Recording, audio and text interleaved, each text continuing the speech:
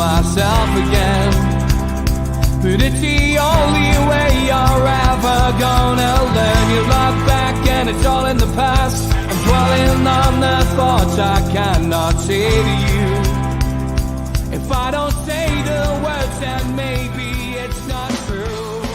It feels alright. Good evening, welcome to NUFC Matters with me, Steve Wraith, the Three Amigos show. Your perfect start to a Newcastle United weekend. Sir Keith Patterson and Neil Mitchell with us tonight. Good evening, lads. All right, lads. Evening, Good everybody. No Steve Hasty. He's driving home for Christmas, quite literally, stuck in traffic in Sheffield. So we decided he's not stuck in a field. Well, he's not stuck in a field this time, no, but we have decided to bring a couple of special guests in tonight. So here is the first one, George Mitchell. Hello, everybody. Good evening, George. All right, Dad. Really honoured to be on with the Three Amigos. I am really, as you know, Steve, I've said to you many times, this is the platform that sets everybody up for everything else, and it's an honour to be on with the lads. Well, thanks for coming on, George. Great to have you on. And Christmas celebration wouldn't be anything without our Saudi connection. Good evening to Al Walid. Good evening, all, and Merry Christmas to all Newcastle. Great stuff. Good to see you. We will have one or two other faces joining us throughout the night, and good to see everybody in the chat. Thanks to all the moderators for joining in as well. If you haven't subscribed to the channel, then please do hit the subscription button. The call to arms, if you like, me asking you to subscribe has certainly pulled in quite a few more of you over the last couple of weeks.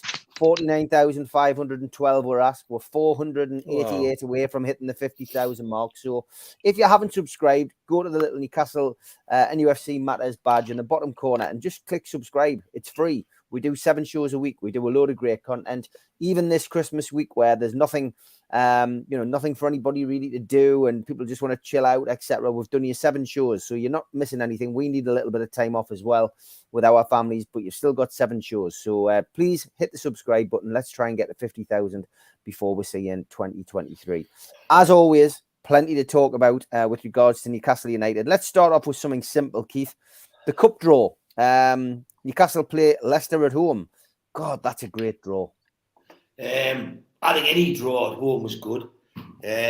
Obviously, if I was going to avoid one team this time round, it would be Man City. But if you're going to win it, you have to play them in any case. So for me, I just wanted a home draw. I think this team, with these coaches, the way we press people and the way we turn over the ball and win it back, I think we're a match for anybody in the league at home. I'd rather have Charlton. I'll be dead honest, because that's the kind of bloke I am. I like to get advantage, but I wasn't too scared if it was Man United. Preferred it not to be Man City, but there's no to certain. You know, if you think of who'll win through the next round, you can say a semi-final of Man United, Man City, or some Wolves or something like that. So, but as far as Leicester goes, I just think we've got too much for them now. Good side. I think Madison will come back for that. I think when you've got Tielemans and Perez and all those, they've got a good side. They've got some good players. But I think Newcastle's got better players. And I genuinely think that we can get to Wembley this year. Yeah, me too. I thought Mitch was frozen there. He was doing a they passed the pass away, didn't want to move. Al Walid, Newcastle play Leicester in the quarterfinals of the Carabao Cup. Are you happy with that draw? Well, it's not a bad draw. At least it's in home, and I have a look to the history, and it was always we stuck. The best result was quarterfinal, except 75, which was final with Man City, and we lost. So hopefully this time we'll go to the semi-final, and it's just 2 games to Wembley. Yeah, fantastic. And Mitch, great draw, isn't it, mate? Yeah, like you rightly said, you'd take anybody at home and then want to avoid Man City away, and that's about it. At this stage, it's everybody's cup to win. What I'm pleased to see, what I've seen from the games in the cup so far is a lot of the top teams look rustier than we did when we played against Al Hilal, for me. So I think that's bodes well going into the season as well. I think we seem better prepared. With regards to the game itself, a win's a win, and you move on to the next round. That's all anybody cares about, the cup, and that's all we should care about. And we did it probably playing never really out of third or fourth gear, and with a lot in the tank, and we've got a lot more to give. So there's a lot to look forward to. Yeah, George. It's funny because in our WhatsApp group, I'd predicted would be Leicester. I just had a feeling we would get them purely because every season, and we've reviewed a few seasons on those were the days. There's so many seasons where you will have a game against somebody and then you'll play them in the cup the following week, and that's what's happened with this one. Absolutely. I mean, in the recent what's of the days we've done, we've had West Brom in the league, West Brom in the cup. We had a series of games where they're all together. So it was almost predictable. Good draw.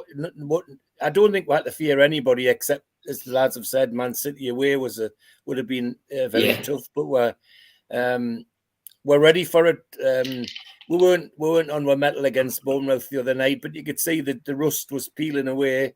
The lads are fit. And there was some things in the Spanish game that I liked, which told me that were still there. All the energy's still there.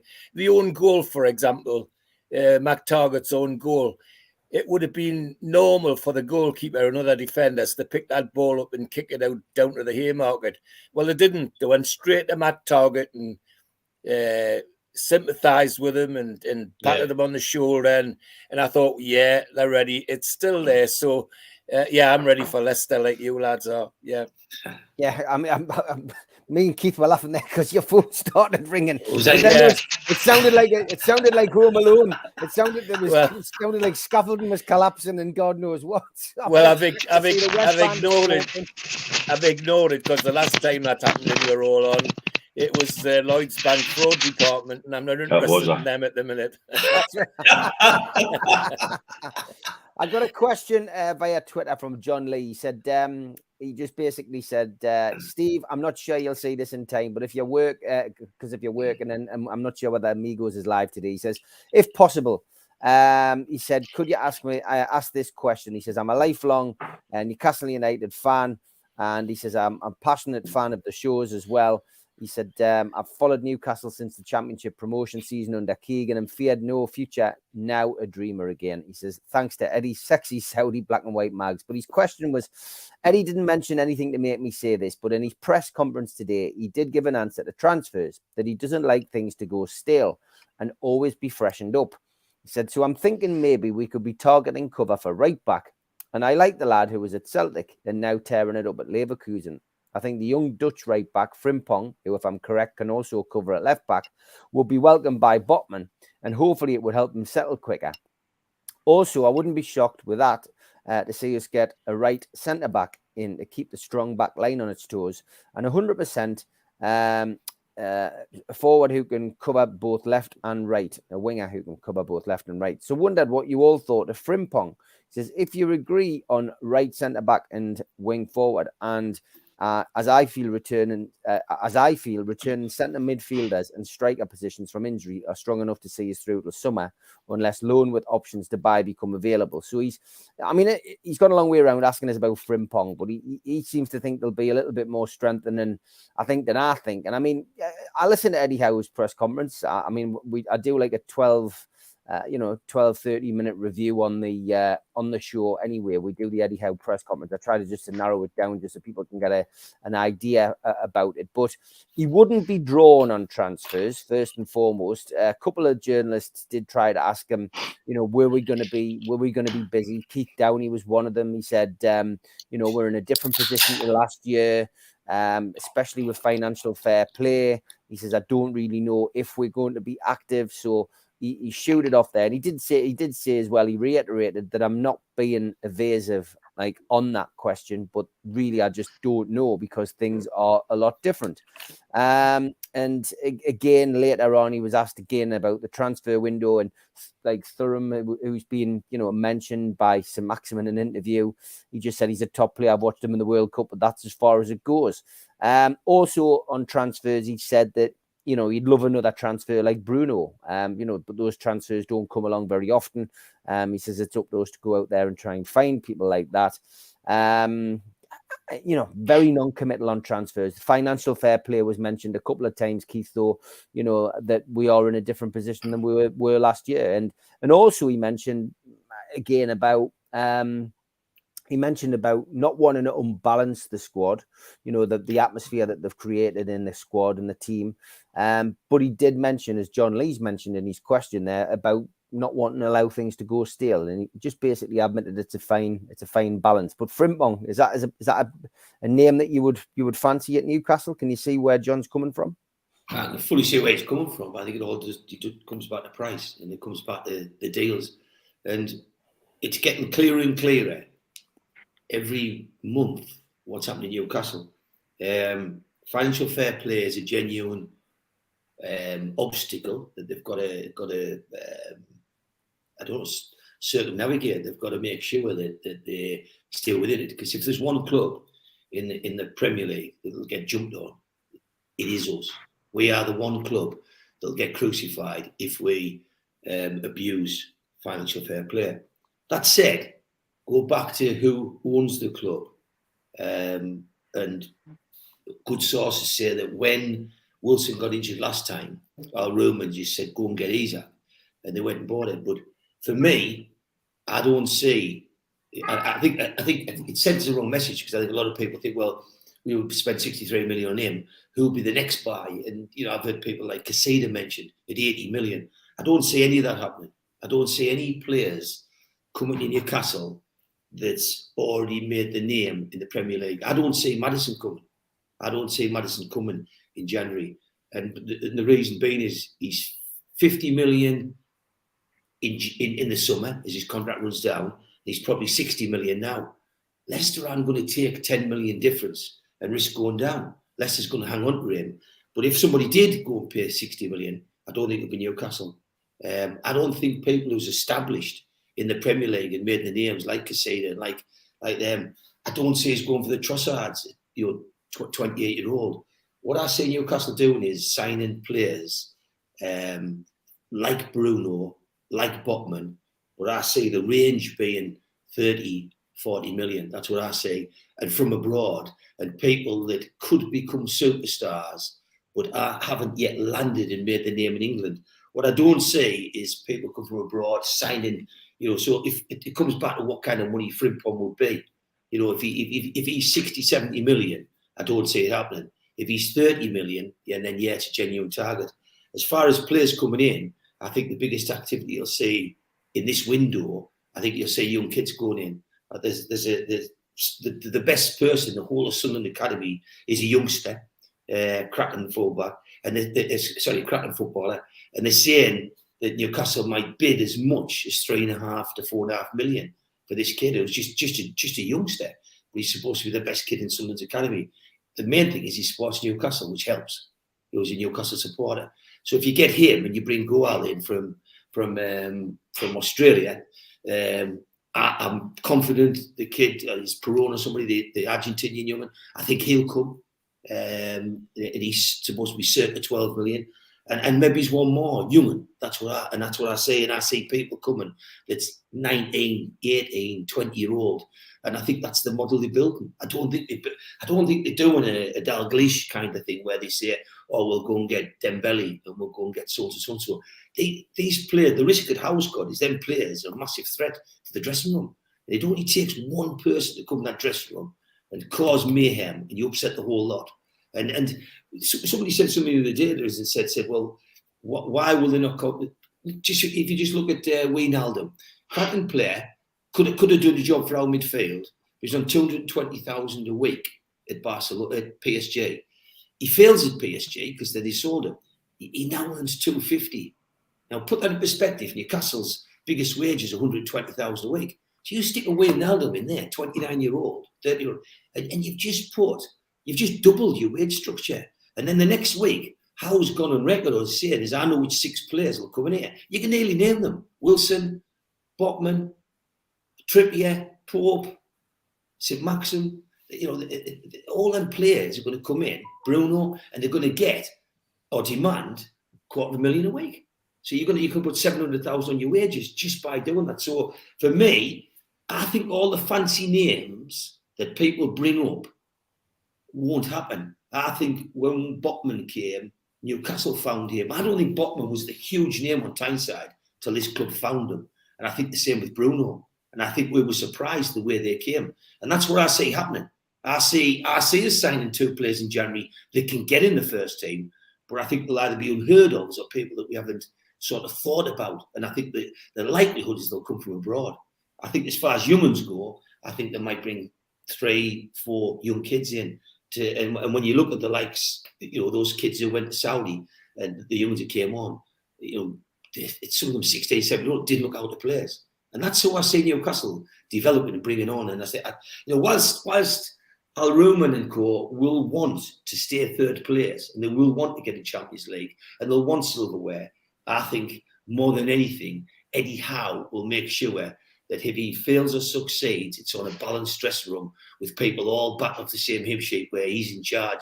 And I think there might be some surprise sellings going on. I could say it wouldn't shock the life out of me, even though I'm a fan, if St. Maxim was sold in January, and it wouldn't surprise me, to bring in another player. It wouldn't surprise me if the likes of Fraser and them were sold. So I think there'll be a couple of outgoings that will bring money in, and it'll balance FFP.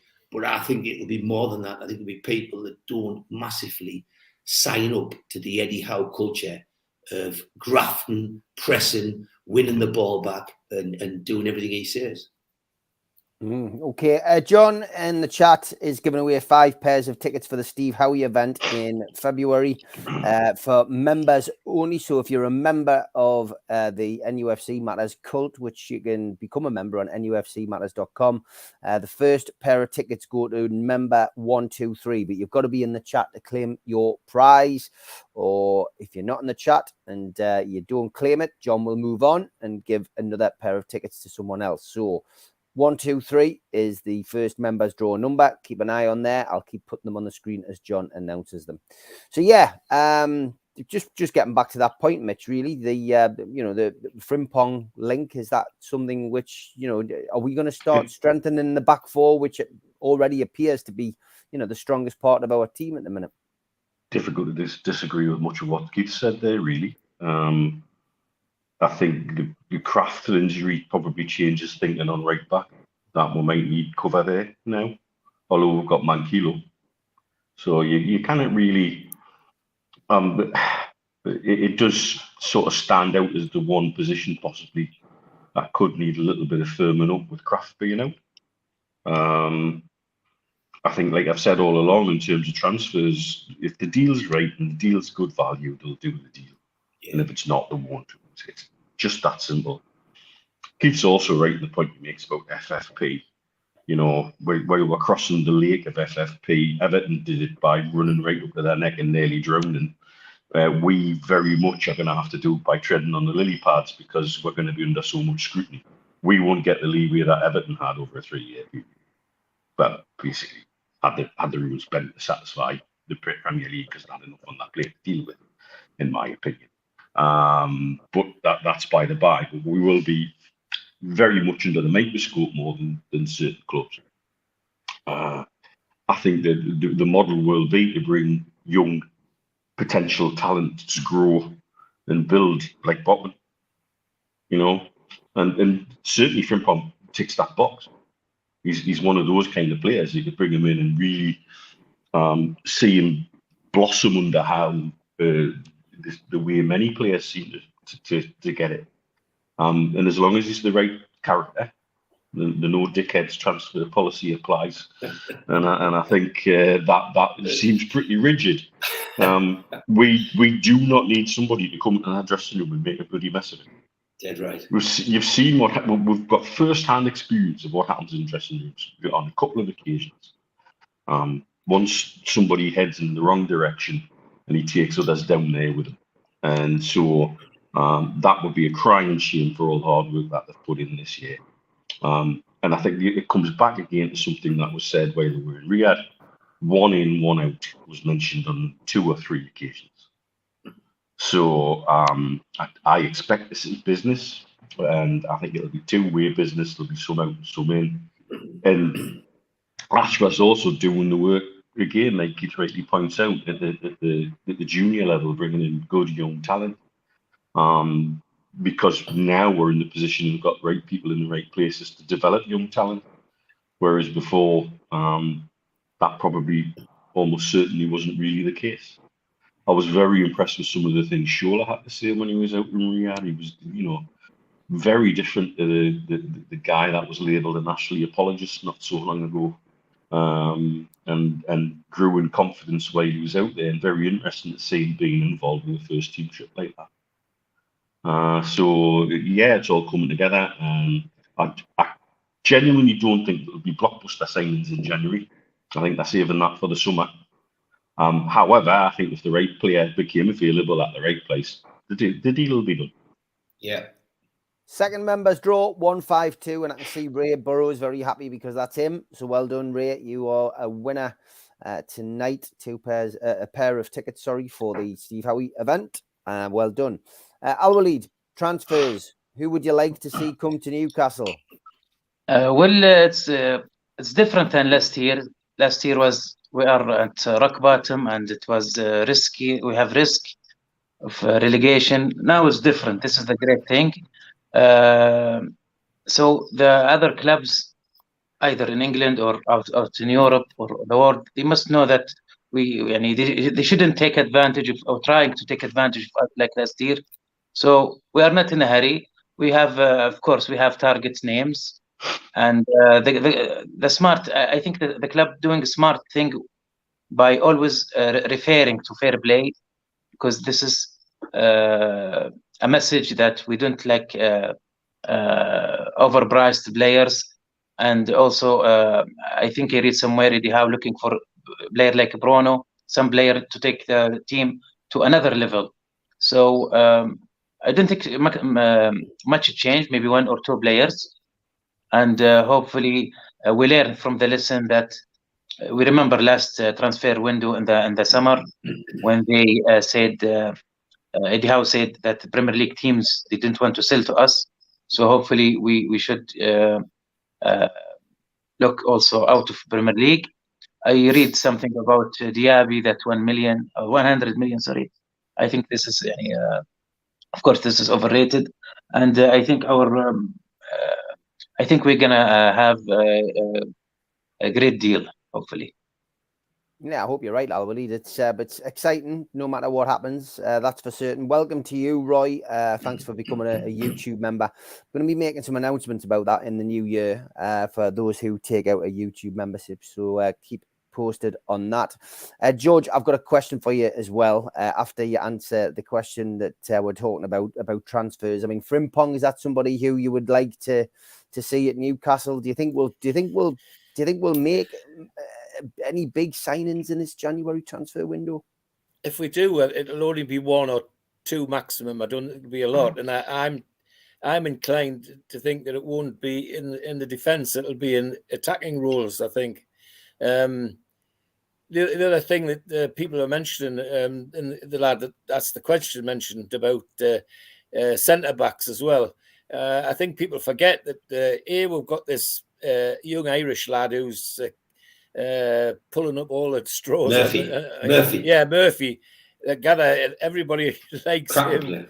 And big, healthy lad. And also we've got Kel Watts out on loan, and he's now that he's fit.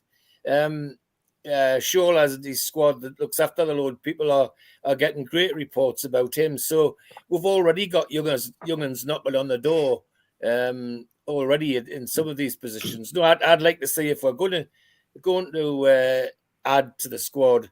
I'd like it to be in attacking players, and specifically down the right-hand side, if I'm honest. Yeah, okay. Well, that's it. The question I had for you, I'm not doing Ask George tonight, but Ask George, what is his favourite Christmas song and his favourite Christmas movie? Oh, Die Hard is the movie, and my Christmas song. I'm an old-fashioned sod, so it's White Christmas. Okay. Good stuff. Third members draw 127. 127 is the third number. Don't forget, you need to answer in the chat to John to claim your prize. As always, on a Friday, we have a lot to get through, so we're going to start with Tweet of the Week.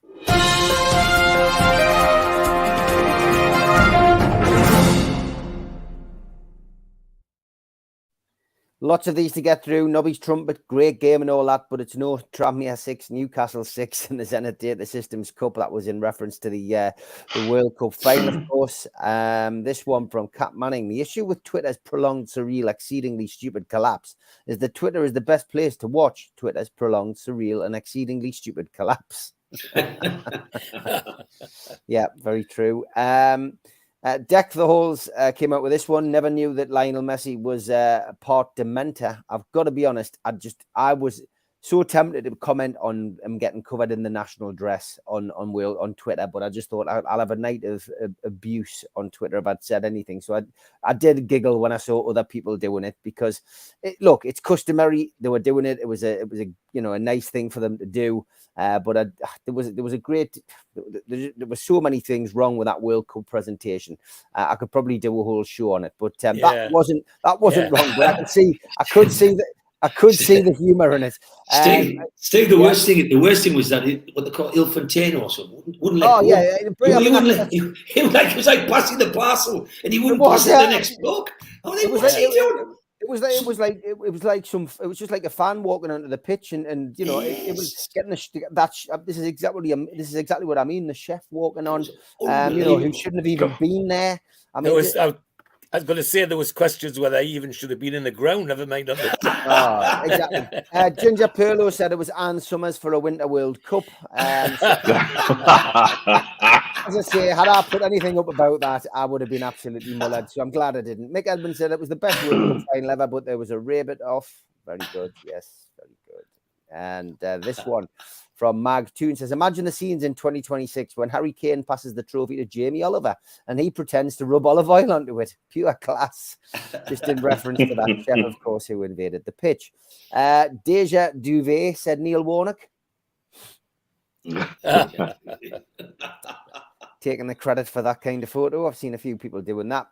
Everzonian, what a brutal winter schedule for Everton. All of our matches are against top 19 sides.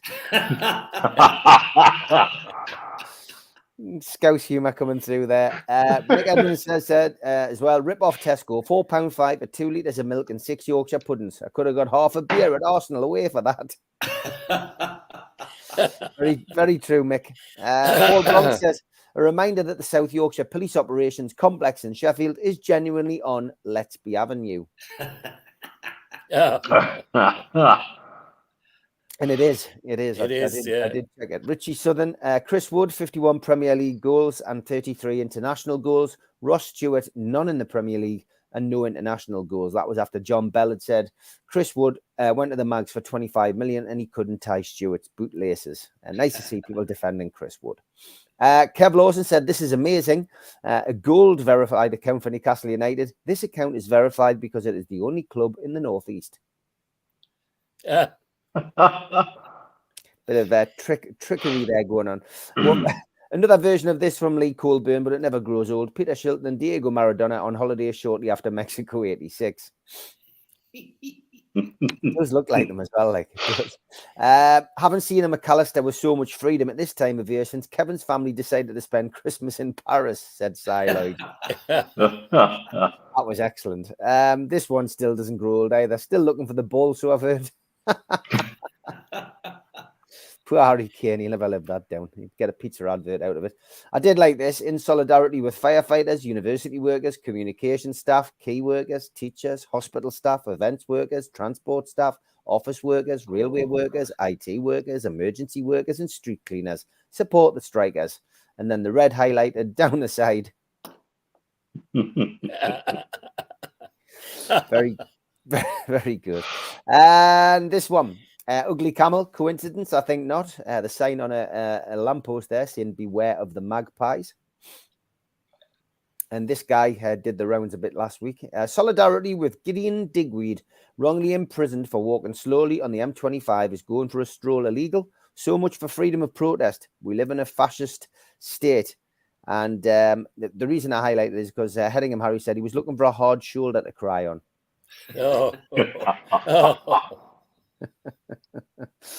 This one, he's going to say his first words. Woo, that's pure Raj, that. Albert, you'll not get that one because of the translation issues, but that was a bit of Geordie there for you. I love this as well on Lisa's Instagram. Before turning the heating on, do you have socks on? Yes. Long sleeve shirt? Yes. Underwear, pants? Yes. See your breath? No. Arrow down? No heat needed. The answer no to any of those questions or any other combo. Get dressed. That's a genuine sign in her house. It's not officially Christmas until you've told a roll of sellotape to F off, steady and ho. I think most men do. And Melbourne, dad joke for me. He says, Stevie Wonder got a cheese grater for Christmas. He said it was the most violent book he's ever read. Oh. Thanks for that, mate. Thanks. Oh. Not quite a dad joke. Hard to believe there was once a time where they've seen a big yellow book to everyone's house listing yours and everyone else's assassination coordinates. Yeah, the yellow pages, mate. You let your fingers do the walking. Stephen Kennedy on Facebook, the little bugger's missing out. Pretty safe to say he did see us last night. And this one from Jimmy as well. A man and a woman are having dinner in a restaurant. A waitress who is serving at the next table notices the man slowly sliding down the chair until he disappears under the table. Whilst the woman appears completely unconcerned and appears not to have noticed, the waitress, concerned, went over and discreetly whispered to the woman, "Pardon me, ma'am, but I think your husband has just slid under the table." She replied, "No, actually, he's just walked in the front door." Oh, dear me. And it's good listening to George laugh at these. Jimmy Lewis says, guys on Christmas waiting on their new batch of underwear. Yeah, that's all we get, isn't it? Underwear, smellies and socks, mate. Underwears, smellies and socks. This one from Wayne again, pushing the boundaries. Always thought her singing in the shower sounded like cats moaning and groaning. He says, my girlfriend has asked me to sell something. Some things around the house we aren't using to raise funds for Christmas. This karaoke mic was hidden under the bed. Now, I've never seen her use it. It's just terrible singer anyway. Not sure what it's worth, but happy to consider offers. Oh, dear. And oh yes, that's bordering into the lookalike. So I'm going to give you this one. I've got so many of these to get through for Christmas, but Steve Hasty's not here tonight. I just want to thank him. I just want to thank him for taking part in lookalikes, because once John sent that in the WhatsApp chat, we then noticed this under Steve's tree.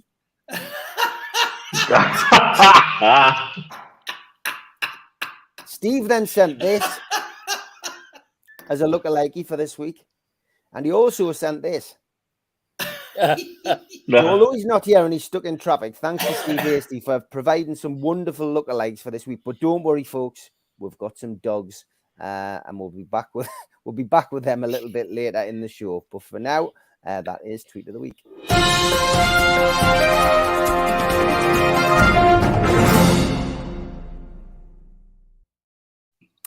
Okay, on to the next topics, and there's always people with questions, and we're going to go to Sutty, who says, with mixed opinions within the fan base on ASM, do you think Howe is coaching him in a way to get the best out of him, or do you think it's more ASM attitude?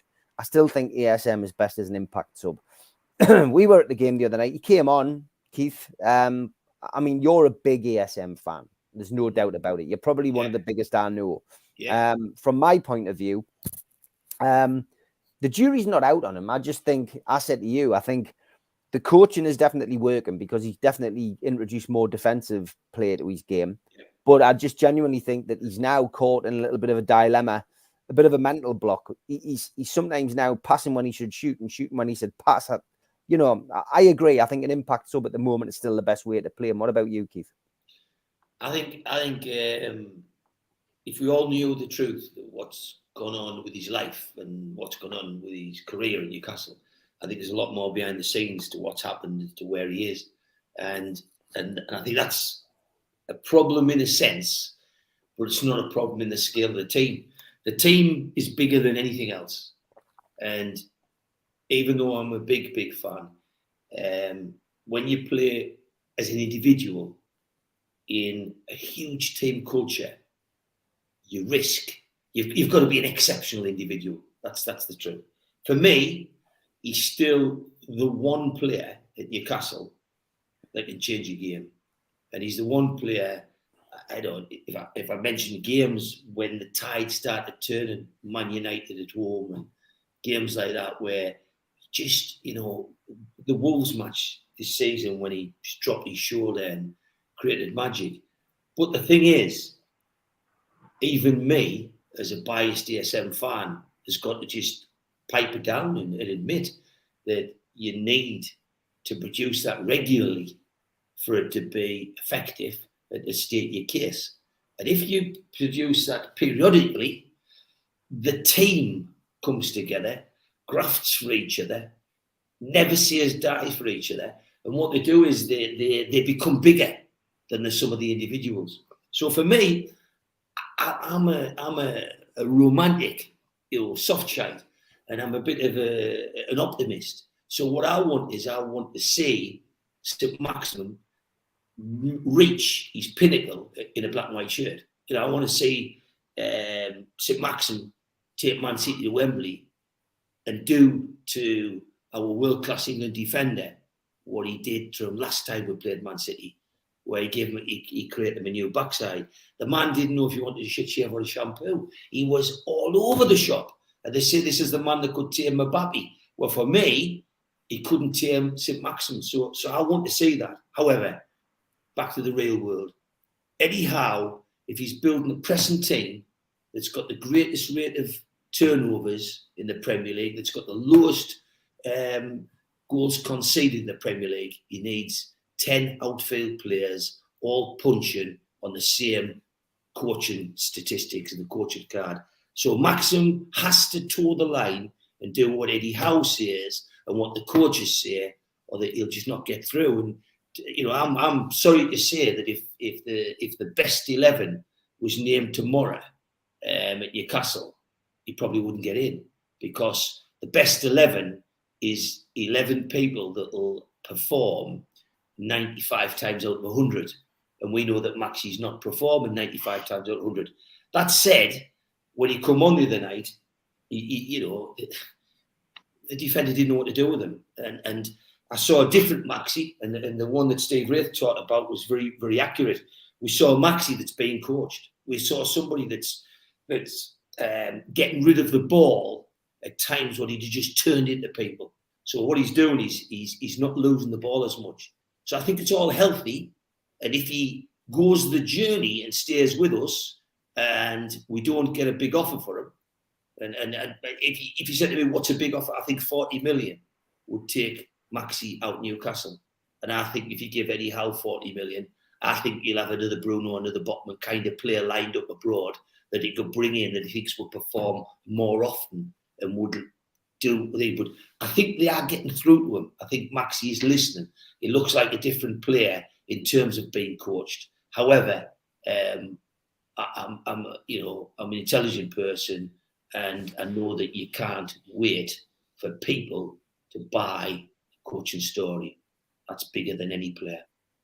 Loads of comments coming in, as we always get when we talk about ASM. ASM hasn't done enough, in my opinion, says Steve. ASM's decision-making's been way better, in my opinion, says Benny. We'll get back in after injuries happen and be magic again soon. Remember at the start of the season. Stephen Kennedy says ASM's got the same length of time, had the same length of time with Eddie as J7, Murphy, Shaw and Almiron. They've all grown as players. ASM hasn't. Yano says ASM has proved that not every player has improved under Eddie Howe. Blue Rhythm Boy says there'll be games where a win doesn't come unless ASM produces a bit of magic. He's still important, in my opinion. Sam says, I honestly think sell him. Watch him go to Spurs or PSG and disappear within 2 years. And Alan Little says ASM's becoming a bit like yesterday's man, in my opinion. He's been overtaken by our signings post Steve Bruce, and the next batch of signings will only push him further down the pecking order. Plenty food for thought there, Mitch. He's such a complex character. And that's the essence of the problem, isn't it? If he was producing a bit of magic every other game, there wouldn't be a discussion. There just wouldn't. he's doing it 1 game in 6, 1 game in 7. That's not consistent enough and not good enough. He is changing, evolving. That's quite clear to see on the pitch. Is his decision making better? I'm not convinced. I think his decision making is different. Does it make it better? I'm not sure. He's one of those players that has to be cut a little bit more slack for one reason or another. And there's things like I've alluded to before, I know that he's done in the past. That has always sort of had me concerned about his character. But what I'm also told about him now is that between certain senior players and the management team, he's got his head around a lot of things, and they're not as far apart as they have been in the past in terms of thinking about how he fits into the team style of play and what he wants to do. And again, I've said before clearly, I'd love nothing more to see him pulling up trees in a black and white shirt, because it's a win-win situation, and we all love that. We love a flair player, and we love a flair player to play well, and then if he's then turning that into wins on the pitch, let's have it. I think this second half of the season is quite important for him. Is he still surrounded by certain characters that turn his head the wrong way? Possibly. But I think a lot of footballers are. I think other players in our squad are. So, I think it's not just him that has that kind of problem. Away from St James's Park, I think it's a fair comment that a couple of people made that so many players seem to have improved and he hasn't improved quite so much. Or is that just him getting his head around a different way of playing a little bit, and it's taking a bit longer? This second half of the season is crucial for him. If he wants to stay at Newcastle United and be part of the evolution and revolution, then it's up to him. And it's always been up to him at the end of the day, because we know he can do anything he likes with football. There's some days he plays and it's like it's on a bit of string tied to his foot, and it doesn't go away. And he sits defenders on that backside, he turns them inside out, they don't know what they want to do. And having something like that available in your squad is part of what makes very good teams, to have somebody with that X factor. And I'd like to see nothing more than him to grasp the nettle and really make a big statement in the second half of this season. Scunny Mag says, people judging ASM by his issues when he first arrived. Just watch the lad in the game off the ball. He actually never stops grafting now. Gary says, ASM gets you up the pitch 40 to 50 yards. Stephen says, I love ASM when he's on point, but 3 great games a season is frightening for a player of such talent. Blue Rhythm Boy says, who would you rather have, Grealish or ASM? Richie says, ASM was developing well into house style before the World Cup, then got injured. He deserves more time for me. Scunny Mag also says that the problem for ASM is against the smaller clubs. They stick 2 on him. Against the big 6, they won't do that, and he gets much more freedom. This is why he has awesome games against the top sides, but struggles and gets hammered all over against the Leicesters and the Wolves of this world. And so we've got a few more coming through. Lots of people commenting. Yano says, when the left back at Newcastle contributed the attacking side of the game, then they can complain about Maxi contributing defensively. Blue Rhythm Boy says, let's be fair. He was already performing before. How? Harder to improve when you're at a higher level. Other mentioned we're poor, so easier to improve on that. Another good point. Stephen Rentbo says ASM needs to get his head down and work hard. If not, then he can go. We need players that graft. He wasn't that bad against Wolves, says Benny. Wow, Al-Walid, if there's a talking point amongst Newcastle fans, and a divisive one, one which people can disagree on, it's this, isn't it? ASM. For me, I'm very happy with Saint-Maximin. Just one issue there. When he gets an injury, any injury, even if little, I don't know what happened to him. He gets too much time to get to recovery. And when he gets back, you notice that the weight thing, he needs time to some games to fit. So, for me, this is the only issue with Maximin. And I believe I'm happy, of course, to keep him. But I think the solution for that is bring another competition for him in his position, like a left winger. So we will not be worried if he's there is a competition and there is someone to fill his space and better than him. For example, no need to mention name, but this is what I mean. We need a player to compete with him in his position. So we will not be worried if he get injured or he get be late in recovery. But he's a really great player. Would we miss him, says Andrew. It's an interesting one, that, George. Would we miss him if he left? And I'll tell you, Malcolm often makes the point on this show that I guess we all have players who we probably aren't as keen on as others, but Malcolm always makes a beeline on this show for Chris Wood and for ASM. And all he ever says about ASM is, how many goals has he scored? How many assists has he given? And he says, I'll tell you, none. And that's his answer each time about ASM. So I guess, Malcolm, we'll have to listen to him. You know, he's played the game at the highest level and, you know, a true legend of our club. But is he right? And Andrew says, would we miss him? Would we miss ASM? I don't think so, to be honest. I mean, it grieves me to say it, that to watch a player that has enormous talent in danger of wasting that talent. And we're the losers, not just him, we're the losers as well. It's interesting when the match the other night against Bournemouth, the minute he came on, the Bournemouth defenders adopted a totally different attitude to their game. You know, they were definitely hyped up when ASM came on. There's no doubt about it. You could see it from the stand. They were looking far more closely at what was coming from that side of our attack. But it's summed up in one word for me, and that's consistency.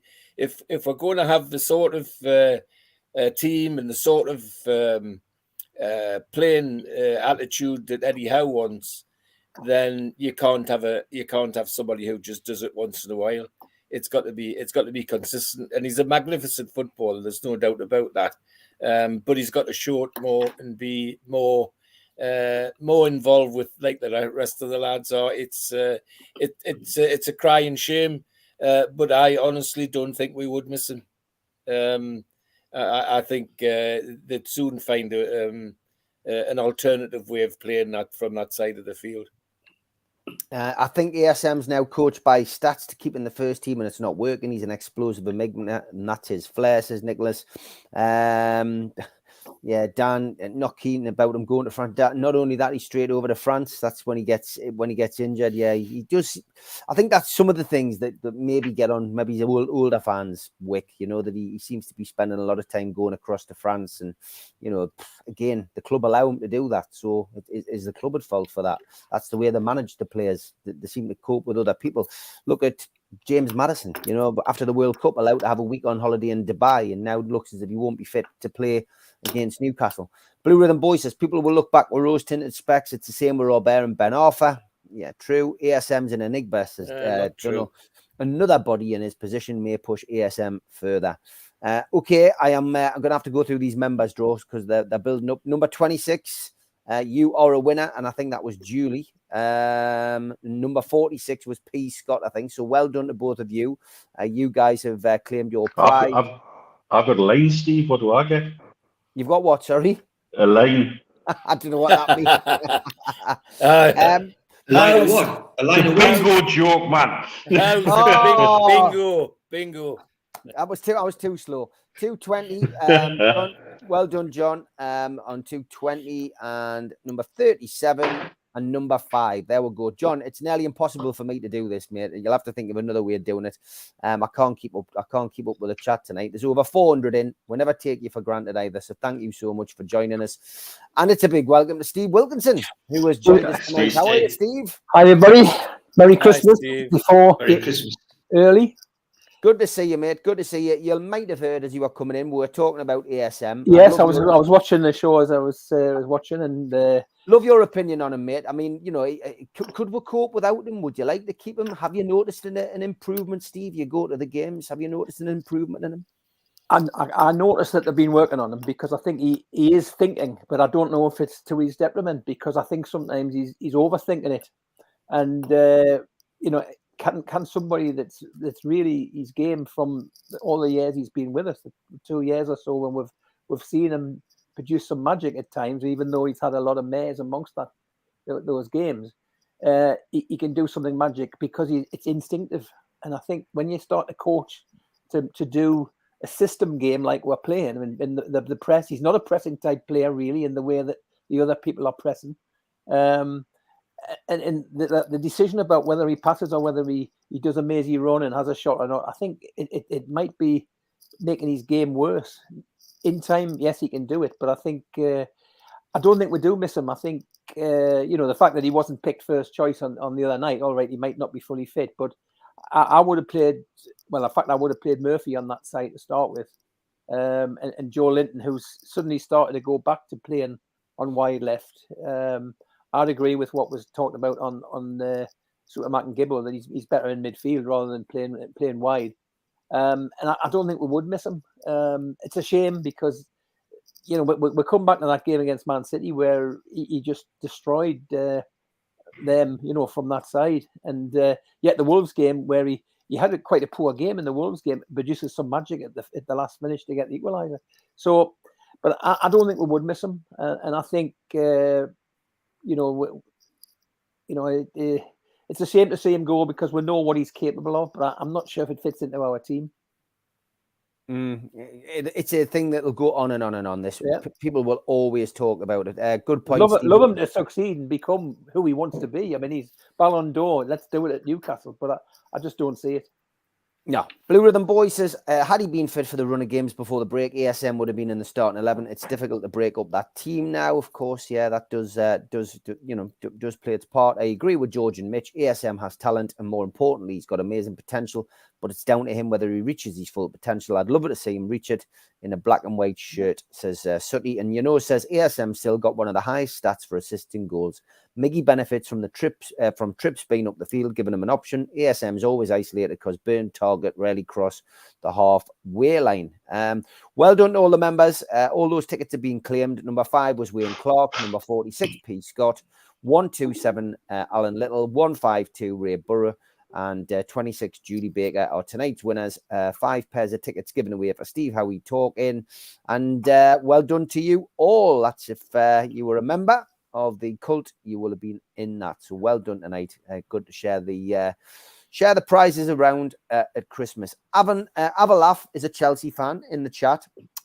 He asks, how many decent signings do you feel Newcastle need to keep the momentum and keep pushing as a club? It's a good question. I know we've talked about transfers and do we think we'll get players in, but how many do you think we need? Where would you strengthen, Keith? To strengthen the team, I think we need to get a defensive midfield player that unleashes Bruno more. I think it's a Shelby replacement, and the side we've got. I love watching Longstaff and Bruno together. I think they're brilliant, but I just think that we're weak for injuries and for cup games and everything else. But I think if we do that, and I also think we need, as George has eloquently put it, we need strength in attack, and that's why the likes of Thuram, you know what I mean? If he can be bought for 12 million, what a signing! What a potential footballer he is, and he'll not be on the crazy money yet. You know what I mean? So he would fit in with our wage structure, but because he's coming up for grabs and his value is as low as it's ever going to be. Actually, he's just playing a World Cup final, but he looks a real footballer. So I'd be looking for a forward. You keep saying, people say about down the right hand side, and I get that. And the rumour is that Diaby's price has dropped a lot, but Almiron will take some shifting out that team. He really will. Mm-hmm. Like he's had an absolutely exceptional season, and his stats and everything else must put him way up the top of Premier League right hand side players at the minute. But he's going to get injured as well, and what have we got to replace that? And I personally, it's just an opinion, and we're just fans, but I don't see the Frasers or the Murphys being the good replacements for the Almirons. And that's why I'm like George. I probably would put somebody who's capable of playing outright. I'm not too sure Isaac couldn't do that, but left or right. But I think that the kind of players we'll go for now, instead of going for people saying I go for Osimhen, be crazy big money and would need to play every week. And where does Wilson go? So for me, I think you'll see people coming in that can play anywhere across the top line, and that's what I'd like to see. A person who can play down the middle or out wide is one. The defensive midfield players, 2.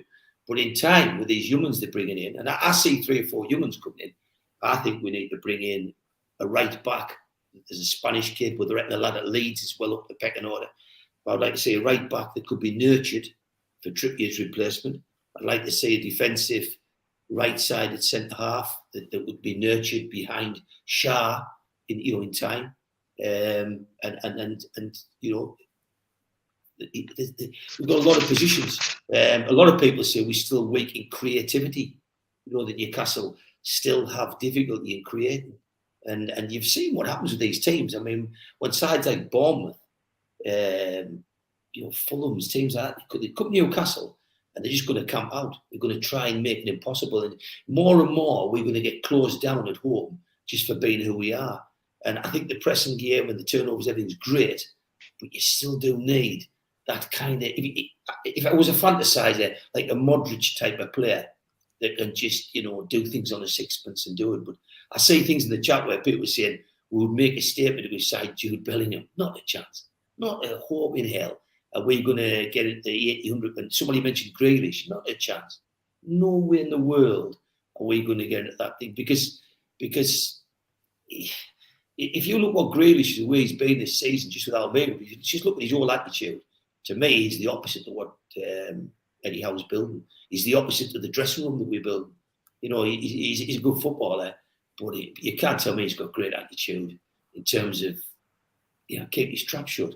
So I see Howe bringing in young ones, and I think there might be 3 kids coming in, but I think if the lad from Argentina, Perón, Gual, who we know we're going to get, maybe the lad at Leeds at right back, or the lad from Spain at right back, or could be the Dutch lad, the lad the chap mentioned. They all tick the box. But I think that this season in January, because we're 3rd in the league, I think it'll be crackers if we don't have 2 players that could get in the first team coming in. But I think they'll come from abroad. I don't think it'll be trophy signings. I think there'll be people that have massive potential in the same way the Botman and Bruno does. I think Newcastle will be working on another Bruno type of deal of someone you don't know who comes in and you just think, wow, how good's he? I think that, and it could be the Dutch lad, could be, but it'll be that kind of deal for me. What about you, Mitch? Where do we need to strengthen? I mean, Isak coming back in, a lot of people made the point in the chat, will be like a new player, and we're led to believe that will be in January. Yeah, look, if there was no FFP and we could go out and say, right, let's spend, where would I spend? I'd want a left back that could deliver what Trippier does on the right-hand side. I'd want a defensive midfielder who can unleash Bruno and whoever else is in that 3 with them to do what they do. And ideally, it will be a defensive midfielder who can also pick a pass, who can unpick the lock, as it were. The Argentinian lad springs to mind, who played in that position for them through the World Cup. And a striker who could play any one of the 3 positions up top to put pressure on everybody up there, to keep the pressure on everybody up there, and to deliver. And what all 3 ideally would have is pace. It's the thing that still kills at the very, very top flight, is pace. Someone who can get up to that full speed within a couple of strides and use that. And for me, that's what it would be we need to bring in. If money was no object and we didn't have to tread on the lily pads, as we said before. Long term, we also, I think, want to be looking at really players who could be nurtured in and brought up to speed, and not have the fear of throwing kids at 18, 19 in if they're ready. If Eddie thinks they're ready, use them. It worked for so many teams over so many years where we were saying, why aren't we producing anything from our academy? And I think half the battle was they just didn't have any faith in youth. And that doesn't seem like that's going to be the case with the current coaching squad. So that would be my take on it all. I think left back, centre midfield, and a pacey striker who could play at any one of the top 3 positions. Lots of comments coming in again tonight. We need another centre midfielder, left midfielder, right midfielder. Isak's cover for a striker and wide. I think Trossard's a shoe-in. I'd like to see Harrison from From what I've heard, Maddison will be Spurs bound, says Sean. Livramento, who was at Southampton, looked a great young right back, in my opinion, says Blue Rhythm Boy. Yano says, I think we need 2 wing backs, a defensive midfielder, a better Shaw replacement than Lascelles. Definitely. We were talking about that at the match on midweek about Shaw, you know, that he's we're going to need to find a replacement for him at some point. Mark Pearson says Isak can play either side. He was asked about that at the press conference today, Eddie Howe, actually, about Isak, and he mentioned that as well. And get Kone from Gladbach to replace Shelby. He's a great young number 4, says Anthony. Aramabat looks like a grafter, and Moroccan mentality mirrors us. And Madison, says Sam Handwich. I'm trying saying that after a few pints. Defensive midfielder, push Bruno up right back cover, and a striker, says Stephen. A defensive midfielder, a lot of people agreeing with Keith, is a must, says Donald. Back up in attack, definitely defensive midfielder. A Ramabat for me. So plenty comments coming in. Steve Wilkinson, your take. What would you bring into this squad to strengthen it? Well, I think we've got to get somebody in midfield that is able to cover for Bruno if he gets injured, because I think if we lost Bruno for injury or suspension, we're struggling. Shelby's not the answer to going into there. Exactly. And so that was the position. So whether it's a defensive midfield that lets Bruno go more forward, or a more forward midfield that lets Bruno play with him and interact, I think is the priority. The other one I think is possibly left back, and it's hard to say Dan Burn. What I noticed the other night, Dan Burn got a nosebleed because he had to spend a lot of time in the first half. We attacked Bournemouth turned us round. We attacked the Gallagher end first, and Dan Burn was regularly getting up over the halfway line and being in a position to put crosses in, and it's not his natural game.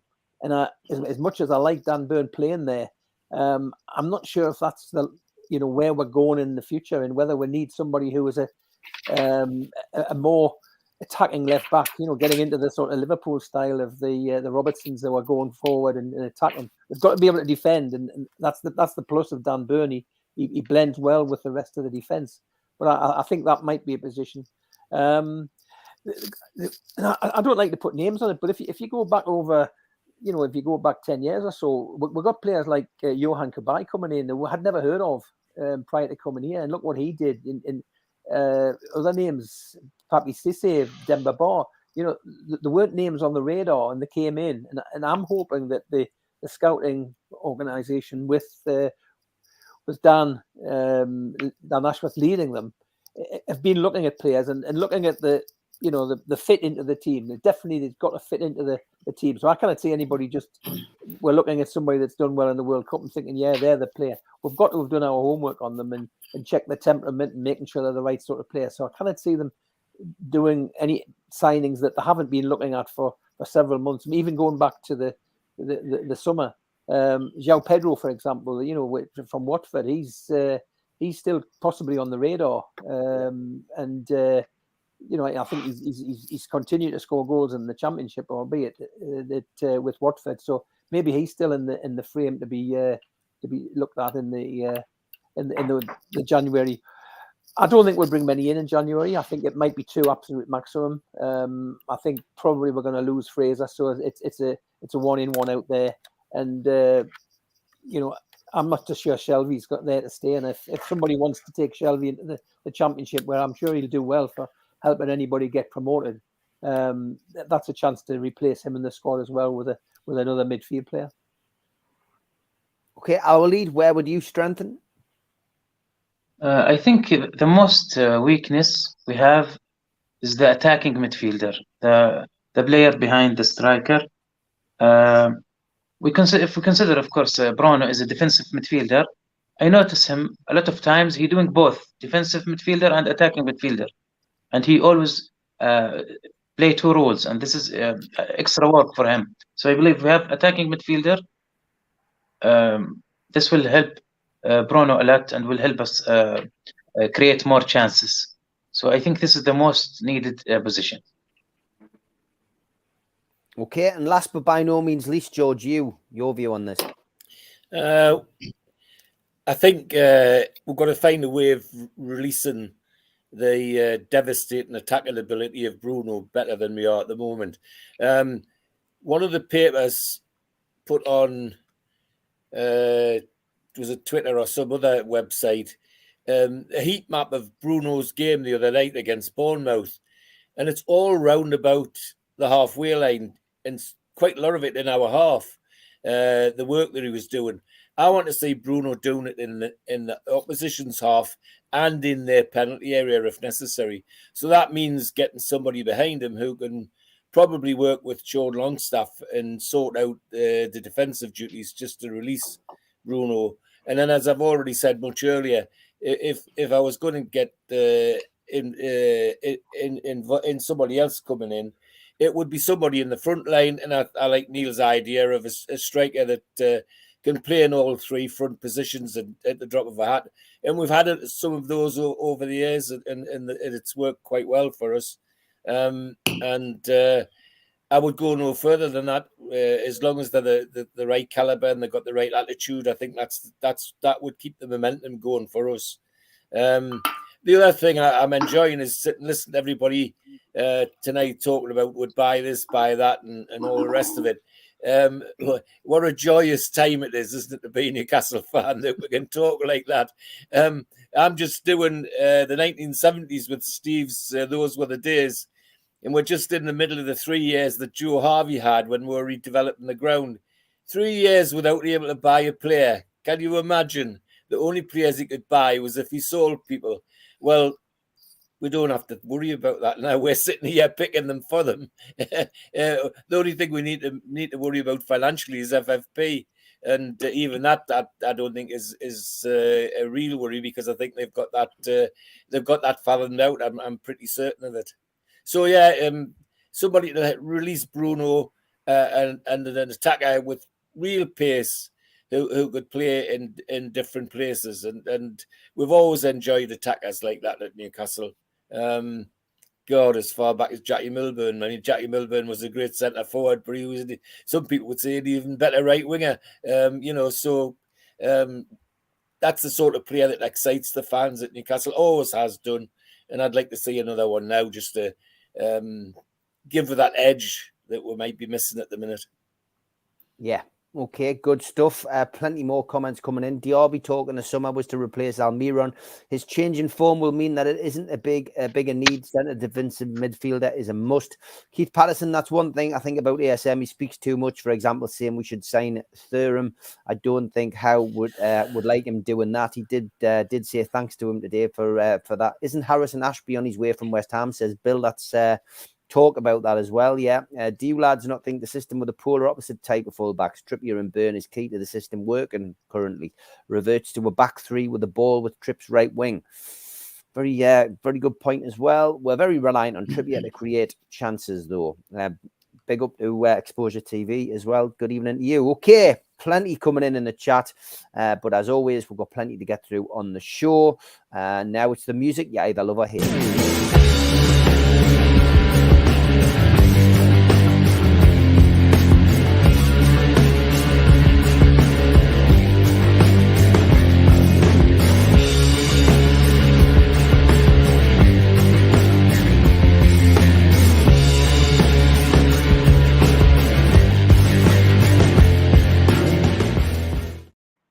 The day I met, where I asked you to send in photographs of you with people from Newcastle United Football Club, past or present. Thanks to JH Executive Travel.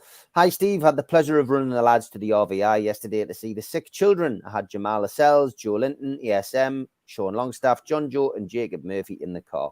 Managed to get a snap with Sean and John Joe on the way out. Thank you, JH, for that, mate. Thank you for sharing your picture. If you want to do that, send it to me or the lads on social media and we'll feature you on the show.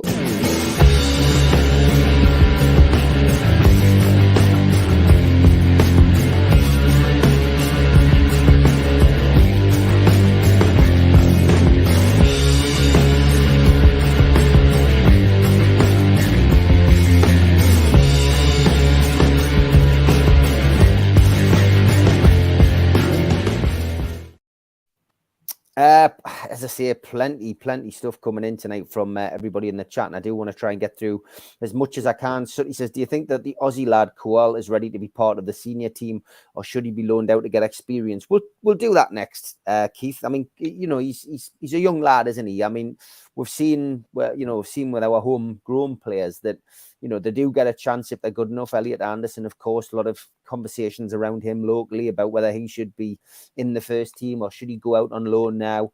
Koal's going to be in the same boat, isn't he? I think when you watch Koal, I think we've learned very quickly is he's an exceptional talent, but he's very brave. For a lad his age, he looks a very brave kid. And I think he's one of them people that could hit the ground running, but the gap between potential and doing it every week and playing in a side that is organised and literally Newcastle side on the left hand knows what the right hand is doing every minute of every game, and that's why I think people like St Maxim have got to fit in with the team rather than be individuals. So when you talk about bringing someone like Koal in, I think he's raw, he's rough diamond, he's got things to learn. I think if you want to measure him, look at Elliot Anderson. The kid's got a mountain of potential. He's one of the best kids that's ever come through the club for a long time. But the gap between Elliot Anderson and Sean Longstaff is big. You know, some people might say Longstaff just grafts, runs through walls, and he's the Michael Carrick of Newcastle at the minute. He's the lad who just keeps going and going and going. And he's a much better player than what a lot of us give him credit for. And I think Eddie Howe really rates him. Now, Longstaff, if someone had said, you know, a year ago, it said, oh, Anderson's better. But there's a long way to go from being a good talent, which Anderson is, and then getting to be that name on the team sheet every week. And I think Longstaff's come miles. When you talk about these kids coming in, I think Anderson will go out on loan in January. That's what I think. Yeah. I think he's a cracking kid, but I think he'll go out on loan to nurture his development, and I think he'll come back better again. And I think he will make it at Newcastle, but I think it will be by those kind of things. When you talk about Koal, I don't see him going straight to the first team and challenging. He might for a couple of games, but I don't see him sustaining the game. I don't see him being in that squad. By God, I'd love to be wrong, because if I was wrong, he'd be genius. You know, he'd be right up there. But it's a hell of a gap between never having played for your Australian league side in a full game to going to the World Cup. That's a massive thing. Then going to the World Cup and playing against world-class teams, and he did, and having the balls to take a man on and put his foot on the ball. He looks like a cracking kid. I mean, even that chance at the end, which could have kept them in, he struck it. You know, he watched the ball and he struck it well, and the keeper made an awesome save. So as far as Koal goes, I think he's a great talent, but I don't think he's gonna. This is a very, very special side who all bat away on one hymn sheet. This is so locked together, this team, and the culture and the feel-good factor. And people mention Dan Burn. Why does he play? Because I think he's another captain in waiting. And I think Dan Burn might not be the best left back in the country, but he's as good as a captain. And I reckon the team spirit he gives is phenomenal. And what people feel, they talk about putting kids in. What you feel really is Dan Burn. He's 29, he's mature, he's a pure leader. And so when Trippier goes up the pitch and starts creating, Burn drops in with them two centre-halves and plays a back three. And it's solid right across the pitch. So Burn offers a lot more defensively and in attack, because he lets Trippier go, you know, push up the pitch. I think kids coming in and get that side is a big shout. You know, like George mentioned Turner, the centre-half. Great centre-half, but it'll take him a couple of years to get to the levels of Sean Botman and this, that, and that. You know, if he keeps progressing, it's a big, big step. Young'uns coming into. I mean, we are top 4 Premiership side. That's what we are. Mitch, you're agreeing? Yeah, I mean, I think the thing with Koal, a lot was talked about whether he's Australian caps in the World Cup allowed to get a work permit. And I think it's the work permit issue to probably decide what happens with him more than anything else. Is he then put into a side in Europe to gain the necessary points to then get the work permit worked out? his point about Dan Burn being a leader. Well, if you look at the side that finished the game against Al Hilal, had Dan Burn at left full back with 3 kids at centre back and right back, and he was organising and keeping everything together at the back, and is why he's in the team. Any young kid looking to get into our side is going to have to be nothing short of an exceptional talent at the moment, because that's the only thing that would get a young kid into that side over the top of the guys who've worked hard to earn the right to play in that side and put the shifts in that Eddie Howe expects of them. You can get that energy out of it. 18, 19-year-old, they should be able to run like a lunatic for 95, 96 minutes. That shouldn't be a problem. But I think in terms of as a talent, that have to be real exceptional talent.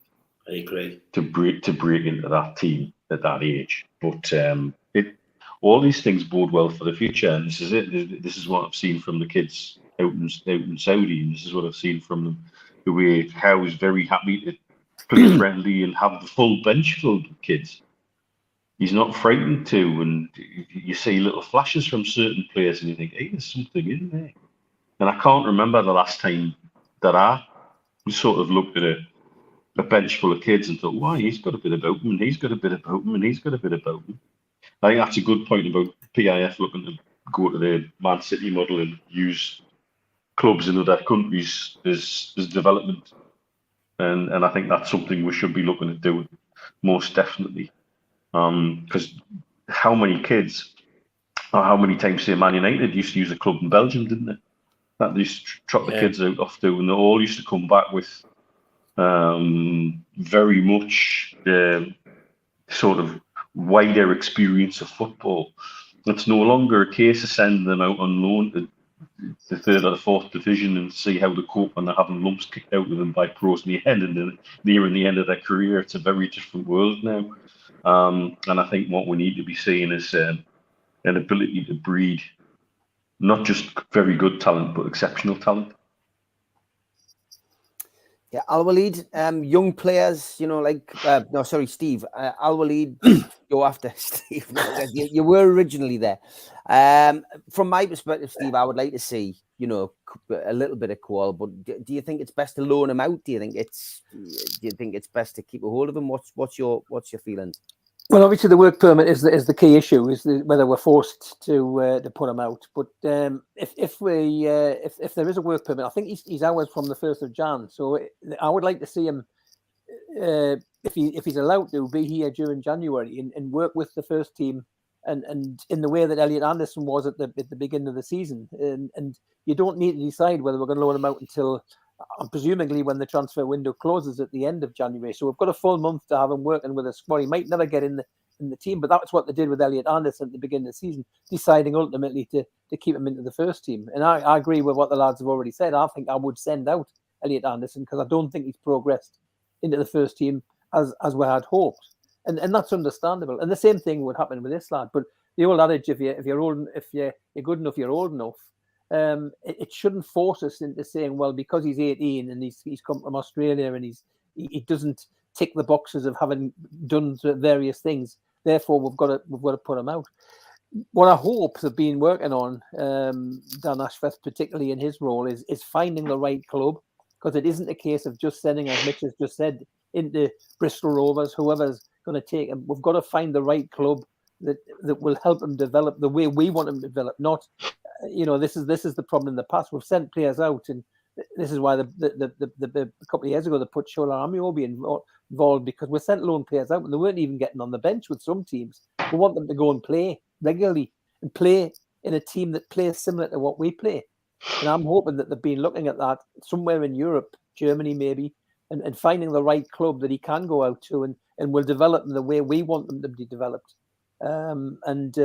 Therefore, yes, I would send them out on that case. But if he comes in April, in the beginning of January, and he's pulling out all the stops, and why not be the next Jude Bellingham and get him straight in? Okay. Al-Walid, if you're good enough, you're old enough, is the old adage. Michael Owen, Robbie Fowler at Liverpool, both kids broke into the team. Wayne Rooney's another one, 15 at 16, Blue Rhythm Boy says. What's your thoughts? Would you like to see Kual hit the ground running and start his career at Newcastle in the first team? Well, I was gonna say exactly what Steve said, that the question is where to loan the player. He's young and he came from Australia League, so and the team scout him and targeting him and sign him.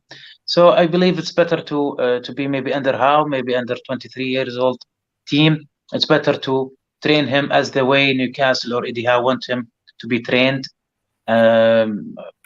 Why loan him and maybe he will be in the bench, maybe he be coached differently. He's young. I think he will get much more benefit with Eddie Howe, or at least in the under 23 team if he can't play in the first team. George, you've been in that predicament as a player. Is that adage still as still as right as it was back in the days? If you're good enough, yeah, absolutely. I mean, I can name some of the people who are my contemporaries who it happened to: George Dalton, Joe Butler, and once they got in the team, they stayed in the team and progressed from there. So I think it is. But the other thing we've got now is the wealth of background people who are working with these kids, and will work with this lad when he comes from Australia. Work permit's got to be the first thing, and that might mean he's got to go out to Europe into another club, and that's an opportunity for us to have a good relationship with a European club if we haven't already got one. I think we probably might have. But once the work permit things are sorted out, yes, if he's good enough, they'll give him a go. And in terms of comparing to Elliot Anderson's been good, but has unfortunately had knocks just at the wrong times in his development. So that hasn't gone his way. But I'm still ringing in my ears. There's a hard-nosed professional called Joey Barton calling that kid what is it? The Bristol Maradona. He was called Geordie Maradona. Geordie Maradona. Yes. And it's people like Joey Barton don't speak words like that unless there's something happening. So I'd still like to see Elliot be around and get a run, a significant run with the squad. Yeah, but if Cole's good enough, he should get the goal. Thanks for that, Dunlad. I did notice that, mate, but thanks for reminding us. He just said that our cup tie versus Leicester City in the Carabao Cup quarter-final has been selected for live TV coverage, which is true. Okay, not everybody could join us tonight. As I mentioned, Steve Hasty is on the road again, but here's a message from Stu Penman. Hello from Mauritius. Unable to do the live show tonight. Sorry, but not sorry, but make sure everyone has a fantastic Christmas special. Best wishes to all the NUFC Matters team and all the viewers. Have a great Christmas.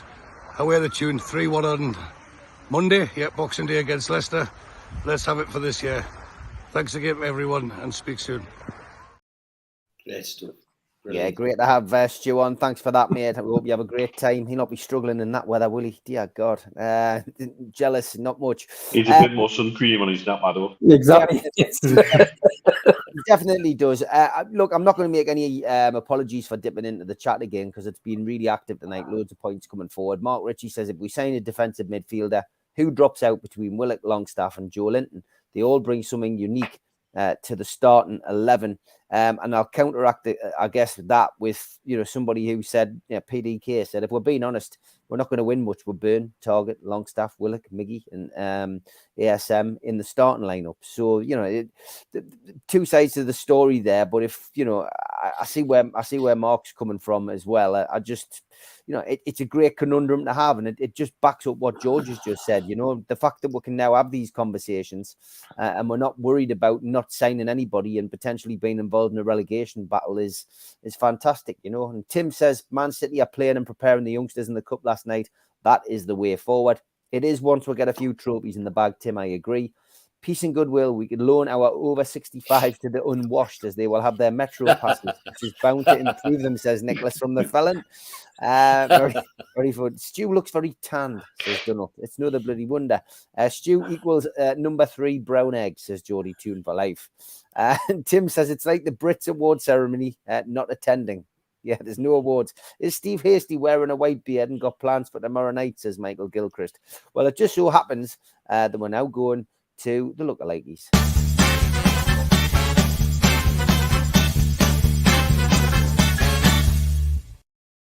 Not very often that I submit lookalikes, but I was at a gig with After Midnight at the Clooney last weekend, and great to see Steve Hasty on keyboards. Oh, lad. Yeah, I know. People watching the World Cup also saw Steve Hasty. Just at the top there, you can just see him hovering above the Scale Electrics kit that they got. Thanks for Nicky from the Felon for that one, who's in the chat tonight. Happy Christmas, everyone. It's a Hasty nativity. Oh, dear. Thanks for that, Keith. Mr. H, ready for the big day, says Tim. Keith loves the dog photos, doesn't he? He really does. Yeah. And this one. Steve Hasty ready for Christmas, says Sam Chipperfield. Why he's got a nappy on, I'm not sure. And then I was watching Breakfast TV, and lo and behold, in a sing-along on Good Morning Britain, a double Hasty lookalike. Fantastic. Yeah, I've been on form this week, lads. And then I was in a taxi home, and I saw Steve Hasty hanging from a mirror.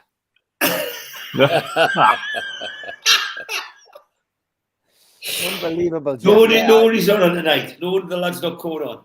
Here he is again, says Stephen Maxwell, 30 minutes before going live on NUFC Matters. Good God. And I went to the vets today and someone walked in with Hasty on a lead. Must have been in for his Christmas trim, says Andrew. This one, early lookalike for next week, Boris Yeltsin and Steve Hasty, when he used to be the Russian president. I think that's quite good. And this one's from Roger. He said, Steve Hasty cake. Very good, that, yeah. I've tried to get a decent angle. If you're easily offended about anything, please look away now. And is this who I think it is? Lookalike of Mr. Hasty in the street? God. It's definitely not Steve, that. I can categorically deny that, Steve. And this one, Steve Hasty on Sky News. Submitted by Keith Patterson.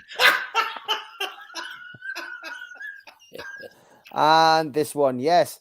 Where's Hasty? Oh, there he is. That's a ringer, that, mate. That was uncanny, that, like. Well done, Albert. Albert's clearly not been on the old manipulating the images thing that he does. This was my favorite Hasty one. Steve Hasty and Keith getting down for next lookalikes. That really does look like Steve. Yeah. And look at that. Steve, honestly, if I know when you watch this back, you'll see it looks nothing like me, but not the body, but the head. Look at the head. Well, that one on the left looks no like me, man. It's got hair. It's got hair. It's a man. All right, then there's some proper lookalikes. Yeah, a Neapolitan Mastiff and Diego Costa from Tom Dixon. Hey, good God. And a dog and Juan Cuadro from Tom. I think he's just gone for the hair there. Another one from Tom, a donkey and Luis Suarez. That's just the teeth. It is literally just the teeth. Luka Modric and an Afghan hound. That's just the hair.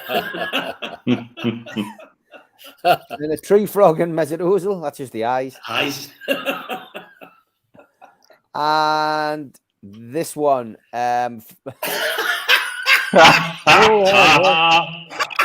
Michael Barrymore and John Justice Allen. Poor Barrymore. Don't Looks go to more a like- pool party at John Justice Allen's. He's more like Joe Linton's father. This was brilliant. Messi's tattoo and Sonia off EastEnders. Oh my God. Who on earth thought of that one? Like, but it is very good. This one, I had to tell you this from Mark Bayer. Sitting watching TV, and my daughter says, "Daddy, that looks like your friend you watch on YouTube." Must be Keith Patterson. Oh, man, Steve Ray, that. Steve Ray. And Oh, this one from Jimmy Wilson, Frankenstein, and the Scottish leader. Coming down to the back end now. This one's from Tim. Very good. Who's that? Family Guy and the darts player. I never remember his name. Somebody in the chat will know. So far, I've spotted Steve Hasty and Steve Wraith in this photo. I had to show that one lizard lip. Thank you, mate. Yeah, I know that every time that comes out, it looks like me. Top two, then. This was brilliant. Got sent this by a load of people. Alan McKenzie, Friday lookalike. On the buses were Reg Varney and Mbappe. That's brilliant. The winner this week by a country mile, this one. Dwight Gale and the young lad at the end of the Waitrose ad. Absolute quality. Absolute quality. Must be his son, that, like, William. It's really good. He must be into modelling or something. But keep them coming in. We are going to be doing 3 Amigos just before New Year, 30th, next Friday. We will be live 5 o'clock till 7. It's the only live show next week. But keep them coming in. Send them to me and the lads, and we'll get them on the show.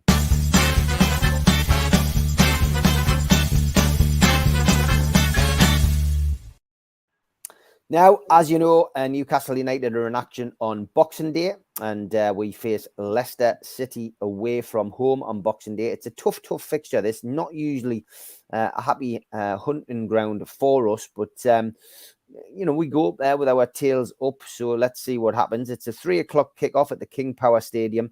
All 3,300 away tickets have been sold. The game is live on TV, though, on Amazon Prime Video. Don't forget, if you don't have a subscription, you can get a 30-day free trial, and that is available by going onto their website.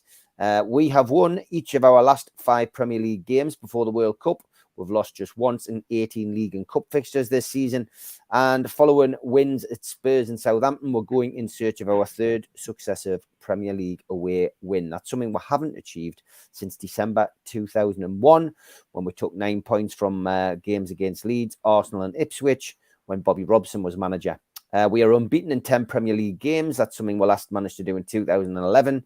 As for team news, well, Johnny Evans, Ricardo Pereira and Ryan Bertrand and James Justin are all out for Leicester. They might come back. Kagla Soyuncu might come back, but James Maddison is expected to play despite what we're seeing on social media. The referee for the game is Jared Gillette, and this is his 3rd game of the season for Newcastle. He refereed the 3-3 home draw with Man City and the 2-1 win at Spurs. Newcastle United's team news. Everyone fit bar Isak, Dummett and Kraft. So take your pick from the rest is where we're at, really. Be interesting to see what he does with the ASM after his appearance at the weekend. Didn't give much away as normal in his press conference, which is the way I like it. I've got to be perfectly honest. If you're traveling to Leicester, here's Scunny Mag with a few updates on what you can expect when you get there. Hi folks, Scunny Mag here. It's Paul with your quick away day guide to Leicester.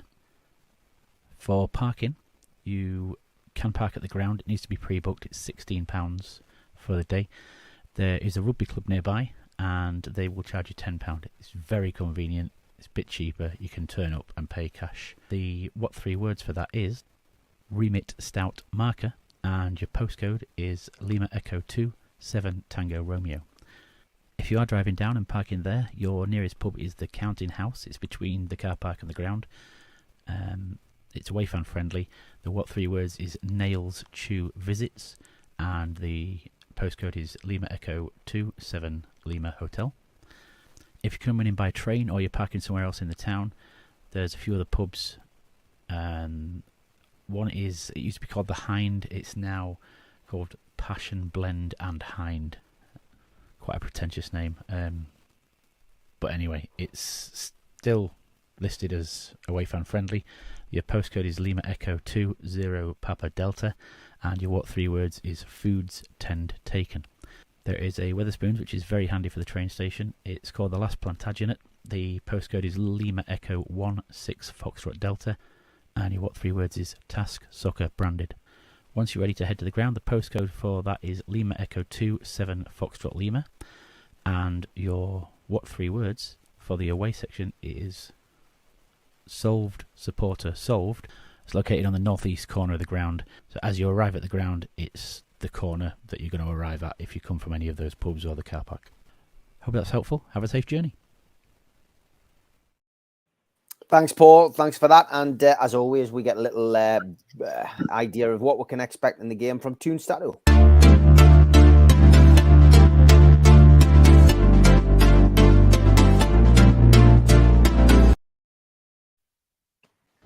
Hello, long time no see.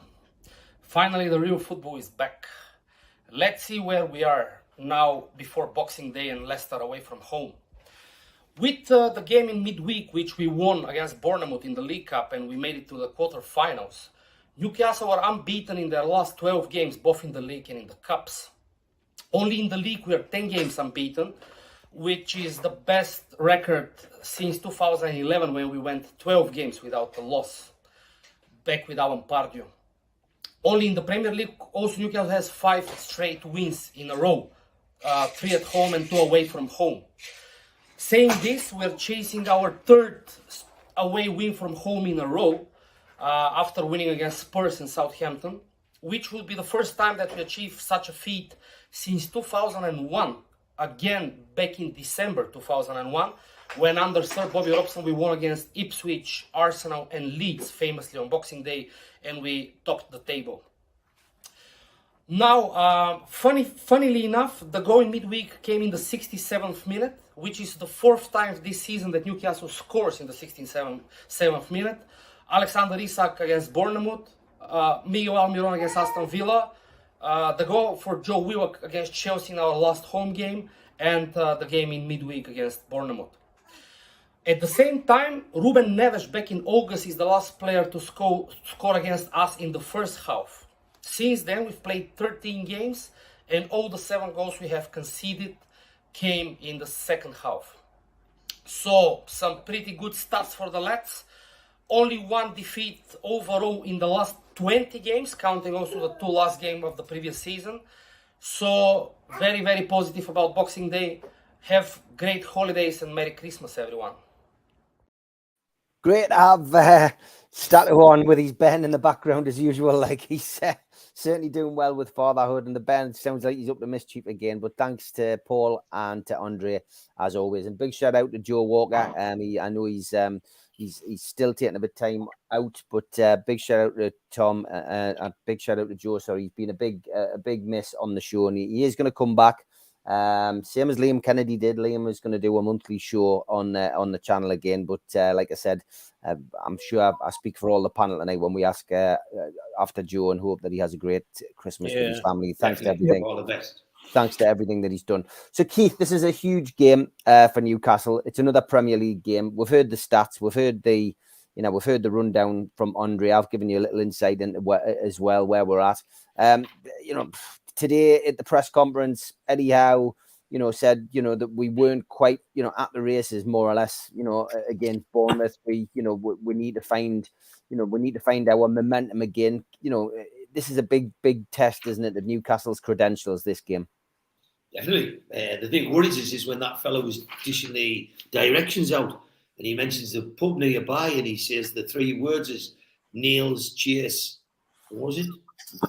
Nails, Chase. Was it? Chew. No, Nails, Chew. And Chew. And visits. And I'm thinking, shit, those are visits. Fans as hard as nails. They'll be as hard as nails and you're going to get plenty of chew.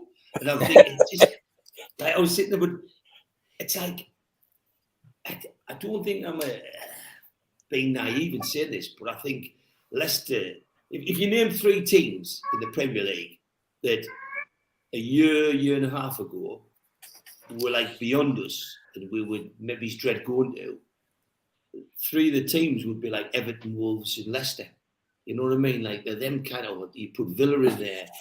And now, we're now at the stage where, just like I said in the Cup, I think we've got too much off for them. I think that, our defence is brilliant. And that's why I'm surprised when people, some in the chat tonight talk about will not win anything with Burn in the side. Jesus. Yeah. You might not win anything if you don't have Burn in the side. That's that's how good that man is, and he's been like a Kevin Keegan signing like Kilcline. He's been an absolute need to put that skeleton, that steel in the defence. It's not just what he does on the pitch. It's what he says on the pitch and what he says in the dressing room. He is a colossus to this club. If anyone doesn't say that, I doubt you've played football, or you doubt it's scary if you can't see the benefit of Dan Burn. So I think it's the Burns and the Trippiers and the Botmans and the Shahs that'll, and don't forget the brilliant keeper we've got. I think we lock up shop, and I think that Leicester are going to be going some. They are a very good attacking side. They've had some cracking attacking midfielders and forwards, but I don't think Maddison can just step away from Weeks, although with his misses and a trip abroad, and he hasn't played much. You saw how rusty we were, and for our lads, and they were more active in the World Cup than he was, and he comes back, turns up, and that's a hell of a thing to just step in and take up where you left off. But I think that, ignoring the fact that we've got a great defence, we have a brilliant unity and we have a brilliant midfield, and I just think together it's the sum of the parts. Whether Maxi plays or not, which he'll be scared that I'm saying that, because I'd love to see Maxi play, because I think he could tear them a bit. But seriously, put the 11 out to start the other night, and they just got too much of Leicester. So Steve really hits it right on the head. It's all about momentum. It's all about starting in a better place than we started at Bournemouth. We're coming back from a big break in the season. It's the team that's going to do well. The team that's going to climb from third is the team that hits the ground running, and it is all about creativity. It's all about attacking. It's all about getting those balls into the box, and I think Newcastle do. And I think Stuart Penman's comment 3-1. I don't think that's out of the question. I think that's it's a fair call. I seriously think it's a tough game, but these are games Newcastle's got to win, not draw, to go on from where we are. Yeah, Mitch, I would agree. We've got to, if we're going to make a statement this season in the league, then this is a game we need to win. We certainly don't need to lose it. Keep the momentum going. You get it with a draw. You come back at home, and you play Leeds on New Year's Eve, and you can get a win against them. Then a point's a good point down at Leicester. But we went down there and got embarrassed last time. Yeah, and I don't think that'll happen again. I think at the end of the day, I think again Keith's covered most of the bases there. Really, I think we're going into it probably with less rustiness than they have. I think we'll go into it with a real good chance of making a huge statement. And isn't it refreshing? Once again, we're talking about situations in games where we're talking about turning draws into wins, not turning losses into draws. And that's the mentality that's throughout the whole club, and now going through the fan base, but not with an air of arrogance or expectation. Just that we'll look at it and say, well, look, if we turn in the kind of performance we've been turning in, week out, there's absolutely no reason why we can't come away from there with 3 points. We've got nothing to fear. And Leicester's, I think Leicester have always seemed more organised than us when we've played them in the past. And I don't think that's something you'll be saying after the game on Boxing Day either. So I think, again, just like I just said, if we put the effort in that, we know we can. We've got the difference makers, and we've got the talent in the team to really make a difference. And I take with a nice little 1-0 away win. Okay, Steve. Yeah, it's good to be back in league action. We're going to find out. We're going to find out now how big an effect this break's had on our season, because we'd hit the ground running. We were doing really well. Are we going to be suffering from that break, or are we going to be able to carry this on? That's the big question, I guess. I think what we've seen in the Valley friendly and on Tuesday was that the players are up for it. They might still be ring rusty, but they're up for it and getting back in and getting stuck in up front. With the high press and the defence looking solid. I was quite shocked when we let a goal in on Saturday. I don't know. We're not used to letting goals in. Toon Stark was just referred to the goals. Some of those games we've conceded, they've been consolation goals. Fulham, we we took a few players off and the team was reorganised. Southampton was the last minute. I think Bournemouth 3 months ago on September 17th is when we last apart from Harry Kane, I suppose, when that was the Tottenham game. But by then, we're already, doing well in that game and on top.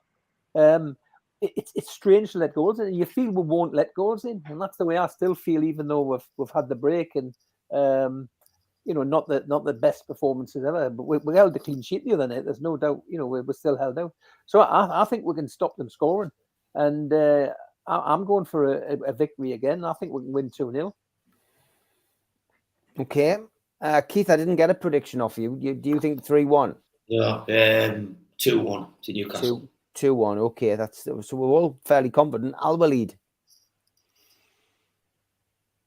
I believe now, Leicester City, not Leicester City as before. The last 2 years, they are decreasing in strength. We improving in strength. I think we can win over them, and also in the Carabao Cup. I hope we catch. I believe that we will catch on same. We end the season. We end the break, before break. We end with a win over Chelsea, and I think the team improved since back then. Maybe sometimes the international player, maybe they are exhausted. They don't know really the plan for how we'll deal with this, because it was really having difficulty or a lot of effort in the World Cup. But I think we have a plan for that. So I believe that we can win 2-0. And George? I think it'll be 0-0 half time, 2-0 to Newcastle by full time, which will help me celebrate my birthday beautifully. And to come back on the Dan Burn thing, I'm glad Keith said something about it, because this notion that can't win anything with Dan Burns in your team, God, I wish we had 10 Dan Burns, I tell you. Exactly. Did you, the two things, did you see what he had to say to the team before the Bournemouth match? Before they went out? If you lot win something up here, a bit of silver, you'll be gods. That's what he said to his teammates before they went out to St James's Park. Well, it does. You don't need much more than that. And the other one is that Neil Warnock did an interview on TV recently, and they were getting him to talk about the teams at the top, and he was tipping us to be in the top 4. And when they said who at Newcastle has shone for you, guess who he picked? Dan Burn. Dan Burn. A colossus with a touch of velvet is what he said. Fantastic. And I think that's right. That's absolutely right. Well, Neil Warnock's nobody's fool. So I think we 2-0 win for me at Leicester, and that'll do it very nicely. Thank you. Well said, George. Well said. I've got to be honest. I haven't been very confident about this game, and the Bournemouth game I don't think gave us a boost either. And I know Bournemouth came and shut up shop, and it was a difficult game for Newcastle to navigate, but navigated they did. I genuinely can't see anything other than a draw. I think Leicester have been playing well. I'm going to go for a 1-1 draw. I think Newcastle will get a point down there, but I hope you guys are right. I really do. I'm not being the festive party pooper, but it's a tougher game than it would have been 6 to 8 weeks ago. Leicester have got their act together, and I think that it's the biggest game of the season again. Each game seems to be the biggest game of the season. I agree with Michael. If we beat Leicester and we're second for at least 2 days, I think if we beat Leicester, we'll send a real statement out that Newcastle are not just a first half of the season team. And then if we can follow that up with a win against Leeds at home and get back-to-back wins, that will tell you exactly where we are. Set pieces, I think, will play a key. A couple of people in the chat have said that. Michael Gilchrist says Botman due a set piece goal. And we've got Trippier as well, who obviously we know can do well. It's hard for the opposition to play a hoof now called Beat the Press with Burn about 2. Balls kicked to Burn, Botman and Shaw belong to us. Longstaff jumps for trips, perfection as it is, said Benny. Tom Dixon, one of our biggest supporters who's been with us from the start, says, do you think Karius will stay at Newcastle, or do you think he will leave, Keith? I can stay. I think Eddie Howe likes him. And the reason I think he'll stay is, I'm not against Darlow, but I'm not a fan in terms of him being an adequate substitution. If we were playing in a semi-final of the League Cup tomorrow against Man United away, I wouldn't be a fan of Darlow playing instead of Pope, whether it was by injury or choice. Whereas with this new lad, I've got hope. He didn't become a bad goalkeeper overnight. He had one bad game at Liverpool, and Liverpool tortured him. Absolutely wrecked his reputation as only they could. But the lad was quality going into that game, and it all went wrong. You only had to look at Man United's game the other night, and Dubravka, who we know is a good goalkeeper, had a mare. He had 2 minutes in that game where he's lost the plot. And you can do that in games, and it can wreck a goalkeeper. So, no, I think this lad has got a lease for life coming to Newcastle. I think he's got great hope and faith, and I think he'll be the new number 2 probably next season. And I'm hearing that Newcastle have 2 cracking kids on the books. One that they signed recently out of Scotland, and another one that's a kid coming through. So I'm hearing that we've got 2 cracking kids. And that to me gives me a lot of comfort, because I think, why did you go and sign the best kids? And we did it. We thought we had a great player in Woodman. But for me, I think that the Liverpool fella will come good. I think he'll be, I think he's a right unit, and he looked good in Saudi. When he played in Saudi, he just looked quality, and he gave a different kind of confidence to me as a punter watching as what the other sub did in the second half. I didn't have the same confidence when he come on. I thought it was more of a nervy display, but that's what I'd like to see. Pope, Clarius, and these 2 kids coming through, and I think then we're going somewhere, because there's no doubt about it. Pope is a cracking. He's an exceptional goalkeeper. He must be the best in the Premier League. No doubt about it. Mitch, Karius, happy to keep him?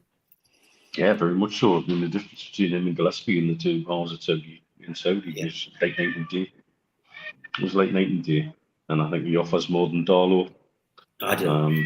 As I've said before, he's been slated for one bad game on the biggest stage possible, and that seemed to destroy him. And I don't think that's fair. I think at the time he was pushing for the German number 1 spot, and that means no mug as a player. And I think I feel a lot more confident with him going in. You also have to look at the bigger picture in terms of if they're looking at a January transfer window and want to balance books a little bit. Darlow is probably the sale of the goalkeepers is the saleable asset. Yeah. Depending on what else happens with Dubravka and his loan.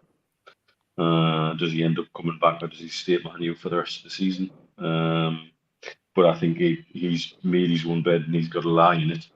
And I think I'd rather have someone with the attitude of Karius who wants to be around, looks like he gels with the squad, looks like he's playing with a smile on his face. And as Keith says, he's built like a brick shithouse as well.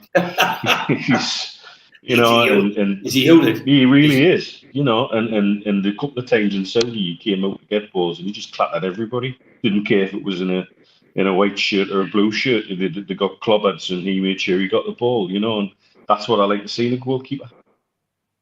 Yeah, me too. Steve, I don't think he'll want to leave either, to be perfectly honest. Why would anybody? His career was probably over at a high level, and now he's got the opportunity to be part of this project going to big places. I was surprised to see Darlow on the bench the other night. I think me too. We all were surprised to even see Karius not actually playing. I think after the fact that he played in Saudi and that he played very well in Saudi, and that Pope played on the friendly, and he assumed they had been preparing Karius. I think that a behind closed doors friendly. You were expecting Karius probably playing that, and I was expecting to see Karius start the other night, but I think we all got a shock to see that it was just about full strength team. But very strange to see Darlow on the bench. I don't know what the point of that was. I thought that Darlow was probably the one that would be available to be taken and sold on in January. He probably still is, and Dubravka, yes, last night he was a bundle of nerves, and that's not the Dubravka we know. What he did. I mean, we just wish he hadn't gone back and collected that ball as we wanted Man United to go out, but he decided that he wasn't a Newcastle player and accidentally let it in.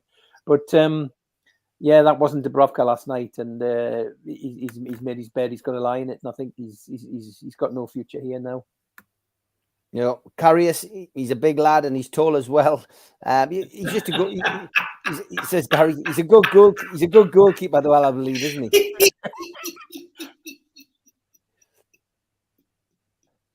Al-Walid, are you happy about Karius? Would you like him to stay? Yes, and the indicator says, I can say it's look like Dubravka will not coming back, and Karius will stay. And George? Yeah, I mean, everything I see about him is he fits in by the sound of it. When you hear what people say about him, and then I've 1 or 2 interviews he's made on television. He's so level-headed and straightforward. And as I've said on other platforms before, he's so bloody good looking. It's a disgrace, you know. It really is. Mind George, he's not as good looking as his girlfriend because she's an absolute beauty. Oh well, yeah, I'm sure that's right. Well, she's a 10. She's a 10, George. He'll have a queue with the way he looks, I tell you. Well, that was a great segue, George, because this guy's got a queue as well. Elliot Slesser. All right.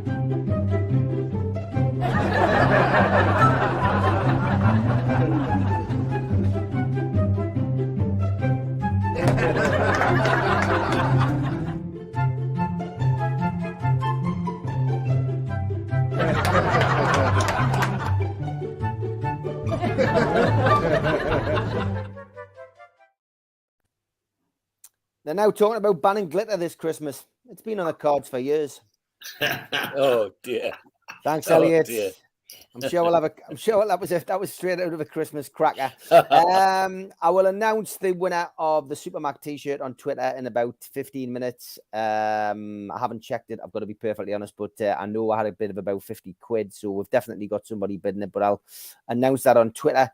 John Justice Allen QTech quiz clues. November the 12th, 1966 was last week's.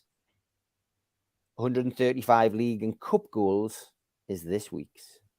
So there'll be another one next week and then one in the first show of the new year. And you will have your 4 questions, your 4 clues. And John will ask a question in the chat and then there'll be a chance to win. I did mention about those of you who joined the membership on YouTube that there was going to be something a little bit different. We've refreshed the membership. So have a look on there. 79 members we'll have actually on YouTube, which is a great amount.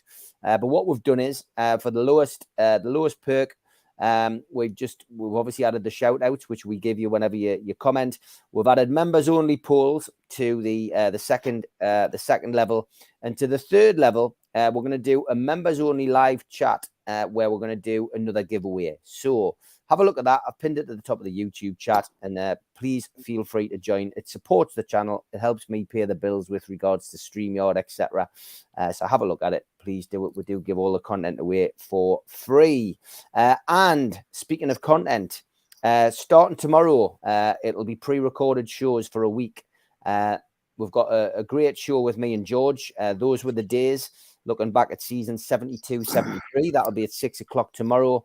All of the shows are premiered for 6 o'clock over the Christmas period. Christmas Day, there is NUFC Matters Dream Team with Junior Turner. On Boxing Day, we've got NUFC Matters Dream Team with Warren Barton. Then on the 27th and the 28th, we've got John Gibson with Frank Clark. First half and then the second half on some back-to-back nights. Great night that was down at the Surf Cafe. So 2 great little shows there for you to listen to Frank Clark talking about his time at Newcastle United and being part of that Fairs Cup winning team. On the 29th, we've got Supermac and Gibbo looking back at Malcolm's England career. And then on the 30th, which is a week today, we will be back for the 3 Amigos. We will be live, and that will be 5 o'clock till 7 o'clock on the 30th. We've also got a true crime documentary, an interview with Nemini Lethbridge, who was the Craze barrister in 1968, if you're into that kind of thing. And then on New Year's Eve, we will have Geordie's here, Geordie's there, looking at their favourite strips of all time at Newcastle. And then on New Year's Day, we have John Gibson's top 10 sporting celebrities that he has met. So plenty of variety, some great shows over the over the Christmas period for you to watch, and it means we can all have a little bit of time off. And Julie, I haven't forgotten.